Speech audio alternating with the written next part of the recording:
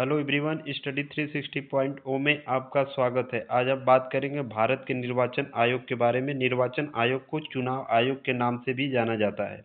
चुनाव आयोग इस समय काफ़ी न्यूज में बना हुआ है, तो यह इससे आपके परीक्षा में क्वेश्चन पूछने की संभावना बढ़ जाती है। हम चुनाव आयोग से जुड़े हर एक महत्वपूर्ण पॉइंट को कवर करेंगे, जो आपके परीक्षा की दृष्टि से काफ़ी अहम साबित होगा।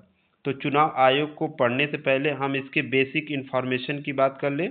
तो जब भारत में जो चुनाव कराया जाता है, या तो वो संघ या और राज्य के क्षेत्रों में जो चुनाव कराने की जिम्मेदारी दी गई है, वह चुनाव आयोग को दी गई है या भारत के निर्वाचन आयोग को दी गई है। निर्वाचन आयोग का उल्लेख संविधान के भाग 15 में और अनुच्छेद की बात करें तो 324 से 329 तक किया गया है। चूंकि इसका संविधान में वर्णन किया गया है, तो इसलिए यह एक संवैधानिक निकाय है जिसकी स्थापना 25 जनवरी 1950 को हुई थी, और यह भारत में चुनाव कराने के लिए स्वतंत्र और निष्पक्ष चुनाव कराने वाली एक महत्वपूर्ण संस्था है। आगे की तरफ बढ़ते हैं कुछ अगली जानकारी के लिए। तो इस आयोग के संरचना की बात करें तो इसमें समय समय पे जो इसके संरचना में बदलाव देखा गया था, क्योंकि जब सरकारें बदलती थी तो वह अपने अनुसार जो भी आपके आयोग होते थे कुछ न कुछ उसमें बदलाव करती थी। तो पहले यह जो आपका चुनाव आयोग था उसमें केवल एक चुनाव आयुक्त होता था, यानी एक मुख्य आयुक्त होता था। लेकिन 16 अक्टूबर 1989 में इसे 3 सदस्यीय बना दिया गया, और फिर उसके बाद जनवरी 1990 में एक सदस्यीय आयोग बना दिया गया, और 1 अक्टूबर 1993 पुनः 3 सदस्यीय आयोग के रूप में इसे स्थापित कर दिया गया था। लेकिन जब इसकी बात करें, इसकी संरचना में बदलाव की बात करें, तो जब सरकारें आती थी तो जो चुनाव आयोग की स्थापना हुई थी उस समय मुख्य चुनाव आयुक्त एक होते थे, फिर उसके बाद 3 कर दिया गया, फिर उसके बाद 1 कर दिया गया। लेकिन अगर वर्तमान समय की बात करें तो 3 मुख्य चुनाव आयुक्त होते हैं, जिसमें एक मुख्य चुनाव आयुक्त होगा और 2 चुनाव आयुक्त होते हैं। चुनाव आयोग के सचिवालय की बात करें तो नई दिल्ली में है, और इसके वर्तमान निर्वाचन जो आपके मुख्य चुनाव आयुक्त हैं वह श्री ज्ञानेश कुमार है, जिनको 19 फरवरी 2025 में अपॉइंटमेंट किया गया था। आगे की तरफ बढ़ते हैं। तो इसके नियुक्ति और कार्यकाल की बात करें तो मुख्य चुनाव आयुक्त जो होता है वह आईएएस रैंक का अधिकारी होता है, और मुख्य चुनाव आयुक्त एवं 2 अन्य निर्वाचन आयुक्त की नियुक्ति राष्ट्रपति के द्वारा की जाती है। निर्वाचन आयुक्त के कार्यकाल की बात करें तो कार्यकाल इनका 6 वर्ष या 65 वर्ष की आयु जो पहले हो जाए, यानी जब उनका कार्यकाल स्टार्ट होगा तो उनका कार्यकाल 6 वर्ष है, लेकिन अगर उसी बीच में अगर उनकी आयु 65 वर्ष हो जाती है तो 6 वर्ष से पहले ही यह रिटायर इनको कर दिया जाएगा। वेतन भत्ते की बात करें तो जो निर्वाचन आयुक्त है उनकी वेतन की बात भारत के संचित निधि में से दिया जाता है, और जो वेतन है वो सर्वोच्च न्यायालय के न्यायाधीश यानी जो सीजेआई है उसके समान इनके वेतन भत्ते हैं, और 2018 में इनका वेतन लगभग 2.5 लाख रुपए प्रति माह है। आगे की तरफ बढ़ते हैं। त्यागपत्र एवं हटाना, यानी चुनाव में जो निर्वाचन आयोग है आप इसको कैसे हटा सकते हैं। चुनाव आयोग के मुख्य आयुक्त और अन्य आयुक्त हस्ताक्षर सहित लिखित त्यागपत्र राष्ट्रपति को दे सकते हैं, यानी वो अपने मर्जी से रिजाइन दे सकते हैं, इस्तीफा दे सकते हैं। और किसको देंगे? राष्ट्रपति को। और इनकी नियुक्ति कौन करता है? राष्ट्रपति, यानी जिसने इनकी नियुक्ति की है, यानी राष्ट्रपति द्वारा इनकी नियुक्ति की जाती है, तो इस्तीफा भी उन्हीं को देना होगा। मुख्य चुनाव आयुक्त के पद उसी तरह से हटाया जा सकता है जैसे कि उच्चतम न्यायालय के किसी न्यायाधीश को हटाया जा सकता है। निर्वाचन आयुक्त की सिफारिश पर राष्ट्रपति द्वारा इन्हें हटाया जा सकता है। मुख्य निर्वाचन आयुक्त हटाने की प्रक्रिया। अब मान लीजिए कि अगर किसी मुख्य चुनाव आयुक्त को हटाना है तो उसमें कौन कौन से प्रक्रिया होगी, किस तहत इनको हटाया जा सकता है।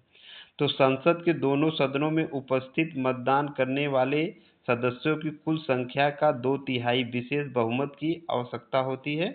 इसके लिए सदन के कुल सदस्यों कम से कम 50% का मतदान में भाग लेना अनिवार्य है। यानी इनको हटाने के लिए बाकायदा एक संसदीय प्रक्रिया के तहत आपको गुजरना पड़ेगा। आगे की तरफ बढ़ते हैं। तो आगे है जो आपके, अगर हम इनके एग्जाम्पल की बात करें तो उपस्थित और मतदान करने वाले सदस्यों में से 2/3 लोगों का समर्थन चाहिए। उदाहरण के लिए अगर किसी दिन सदस्य में 300 सदस्य मौजूद हैं और वोटिंग में हिस्सा ले रहे हैं तो उनमें से कम 200 को हाँ में वोट देना होगा, तभी यह इनकी सदस्यता बर्खास्त की जाती है, यानी इनको अपने पद से हटाया जा सकता है। सदन की कुल संख्या का कम से कम 50% वोटिंग में भाग लें। अगर सदन में कुल सदस्य संख्या 500 है तो वोटिंग में कम 250 सदस्यों का मौजूद होकर वोट डालने चाहिए, नहीं तो प्रस्ताव पारित नहीं माना जाएगा। आगे की तरफ बढ़ते हैं। तो मुख्य चुनाव आयुक्त को हटाने के लिए संविधान में महाभियोग शब्द का उपयोग नहीं किया गया है। महाभियोग शब्द का जो प्रयोग होगा वह किसके लिए है? सिर्फ राष्ट्रपति के लिए किया गया है। आगे की तरफ बढ़ते हैं। निर्वाचन आयोग के कार्य, यानी जब ये आयोग बना था तो आयोग के उसके साथ साथ कुछ कार्य भी होंगे। इसमें कार्य में इनके महत्वपूर्ण कार्य इस प्रकार हैं, जैसे लोकसभा, राज्यसभा एवं राज्य विधानसभाओं, राष्ट्रपति और उपराष्ट्रपति का चुनाव कराना है। यह निर्वाचक नामावली जैसे वोटर लिस्ट को तैयार करते हैं, मतदाता पहचान पत्र जारी करते हैं और राजनीतिक दलों जैसे कोई राजनीतिक दल में जो उम्मीदवार है चुनाव में उसे आदर्श आचार संहिता जारी करता है और जो आपके राष्ट्रीय क्षेत्रीय राजनीतिक दल हैं उनको मान्यता देता है। निर्वाचन में व्यवस्था के संबंधित विवाद के लिए जांच अधिकारी को नियुक्त करना और साथ ही जो राजनीतिक दल हैं उनको विशेष चुनाव चिन्ह प्रदान करना और मतदाताओं को प्रशिक्षण प्रदान करना इनके महत्वपूर्ण कार्य हैं। आगे की तरफ बढ़ते हैं। तो चुनाव आयुक्त द्वारा समय समय पर जारी जो समाचार पत्र हैं या कोई एप्स है, यानी जो जागरूकता बढ़ाई जाती है, वो आपके सी विजिट ऐप है जो आचार संहिता की मॉनिटरिंग के लिए बनाया गया है। PWD ऐप है जो यह दिव्यांग मतदाताओं को वाहन और व्हील चेयर की उपलब्ध कराई जाती है। तीसरा पॉइंट है समाधान ऐप, निर्वाचन संबंधित शिकायत और समाधान के लिए टोल फ्री नंबर 1950 जारी किया गया है। 1950 इसलिए दिया गया है क्योंकि इसकी स्थापना 1950 में हुई थी। और एक ऐप्स है सुगम ऐप, इसमें प्रत्याशियों की ओर से उपयोग में लाए जाने वाले वाहनों की जानकारी आयोग और पदाधिकारियों को मिलेगी। महत्वपूर्ण तथ्य की बात करें तो राष्ट्रीय मतदाता दिवस 25 जनवरी को मनाया जाता है।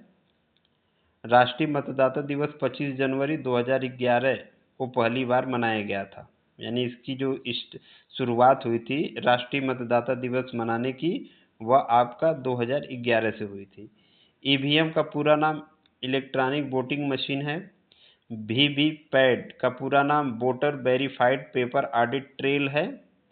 वोट डालने का अधिकार अनुच्छेद 326 के तहत वर्णित है।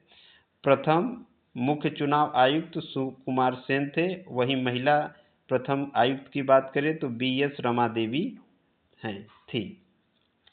आगे की तरफ बढ़ते हैं। तो महत्वपूर्ण तथ्य में जो भारत का आम चुनाव हुआ था, प्रथम आम चुनाव, वह 1951-52 में संपन्न किया गया था। उस समय जो आपके मुख्य चुनाव आयुक्त थे वह सुकुमार सेन थे और सुकुमार सेन भारत के अलावा सूडान देश के भी मुख्य चुनाव अधिकारी रह चुके थे।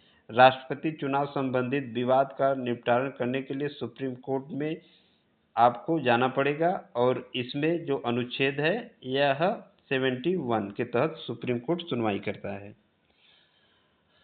संवैधानिक प्रावधान की बात करें तो अनुच्छेद 324 में चुनाव आयोग नियुक्ति और चुनाव संबंधित कार्य, दायित्व और निर्देशन नियंत्रण का प्रावधान किया गया है। यानी जो आपका 324 है इसमें चुनाव आयोग की जो महत्वपूर्ण कार्य हैं, दायित्व है, निर्देशन है, नियंत्रण का प्रावधान है। 325 की बात करें तो मतदान और मतदाता सूची संबंधित नियम है। जो मतदाता वोटर लिस्ट तैयार की जाती है उसके नियम आपको 325 में मिल जाएंगे। 326 की बात करें तो संसद और राज्य विधान सभाओं के चुनाव प्रत्यक्ष वयस्क मताधिकार में होंगे। वहीं अनुच्छेद 327 की बात करें तो संसद को यह अधिकार है कि चुनाव से संबंधित विषयों पर कानून बनाए। यानी अनुच्छेद 327 का उपयोग करके संसद चुनाव संबंधित अपने कानून बना सकता है। संविधान 328 की बात करें तो इस पे संसद कोई कानून न बनाया तब राज्य विधानमंडल राज्य में चुनाव आयोग संबंधित कानून बना सकता है। अनुच्छेद 329 की बात करें तो निर्वाचन संबंधित मामले को न्यायालय के हस्तक्षेप से पर रोक है। यानी जो आपके निर्वाचन संबंधित मामले हैं उसमें आपका न्यायालय हस्तक्षेप नहीं कर सकता है। तो यह चुनाव आयोग से जुड़ी कुछ महत्वपूर्ण पॉइंट है जो आपके एग्जाम के लिए काफ़ी अहम साबित होगी। धन्यवाद।